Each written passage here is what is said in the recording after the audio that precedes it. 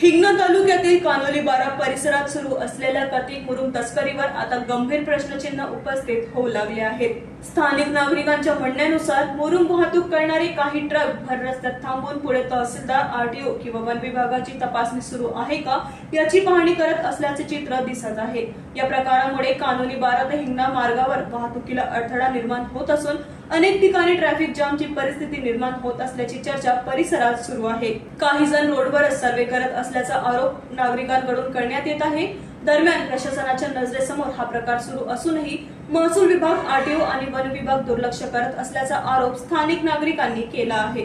जर सामान्य नागरिकाने हा असा प्रकार केला असता तर तात्काळ कार्यवाही झाली असती, मग या कथित मुरुम तस्करीकडे दुर्लक्ष का, असा सवाल सामाजिक कार्यकर्ते सागर पडोळे यांनी उपस्थित केला आहे।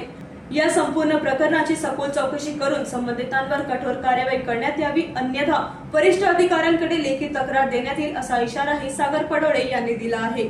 NTV 24 न्यूज करिता सागर पडोळे यांची रिपोर्ट।